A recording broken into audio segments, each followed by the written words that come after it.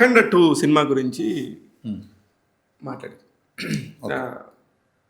ఆయన మాట్లాడుతున్నప్పుడు నాకు షాక్ అనిపించింది. ఎట్లాగంటే ఎందుకు చూడాలి, వైఎస్ఆర్సీపీకి ఆపోజిట్ ఇదేంటి నాకు అసలు నిజంగా I promise you Akhanda 2 cinema నా దృష్టిలో ఒక మంచి సినిమా సార్. అది మంచిదా చెడ్డదని మనం మాట్లాడొద్దు సార్. అది ఒక ప్రోడక్ట్, అది జనాలకు తయారు చేయబడిన ఒక ప్రోడక్ట్. కరెక్ట్. అది జనాలు బాగుంటే తీసుకుంటారు, బాగాలేకపోతే వదిలేస్తారు. నాట్ ఓన్లీ అఖండ, ఏదైనా కానివ్వండి. అంటే నేను ఇప్పుడు ఎందుకు చెప్తున్నానంటే బట్ ఇవాళ 25 రోజు దాటి 26వ రోజుకి వచ్చి ఇంకా స్టిల్ 200 థియేటర్లు ఆడుతున్న సినిమాని ఇప్పుడు ఆ సినిమాని మీరు ఎలాగా జడ్జ్ చేస్తారు? మీరెవరు జడ్జ్ చేయడానికి? మీరెవరండి? కరెక్ట్.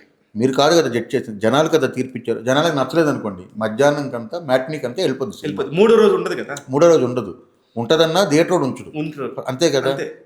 ఇప్పుడు ఇదే మళ్ళీ నాగవంశీ గారు ఒక సినిమా ఆడుతుంటే అది ఎందుకు ఆడుతుంది అని మీరు ఎలా మాట్లాడతారు? అది మీరెవరు చెప్పడానికి? అంటే జనాలని మీరు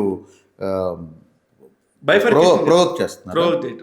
అంటే ఇది మంచి సినిమా కాదు, మీరు ఎందుకు చూస్తున్నారు, మీరు చూడకండి, మీరు చూడడం వల్ల అది ఆల్రెడీ రాసింది తప్పైపోతుంది, మేము రాత అది బాగలేదు. బాహుబలి లాంటి సినిమాకే ఇచ్చారు, తర్వాత రెండోసారి రివ్యూ రాసుకున్నాము అంటేనే అది ఎంత నీచమైన జర్నలిజం. అంటే నీ ఒపీనియన్ మీదే నీకు గౌరవం లేనప్పుడు, అంటే నమ్మకం లేనప్పుడు అంటే నువ్వు ఊసర వెళ్ళివా, జర్నలిస్టువా?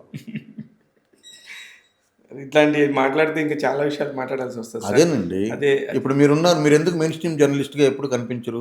మీకు ఎందుకు ముందు వరుసలో మీకు మైక్ ఇవ్వట్లేదు?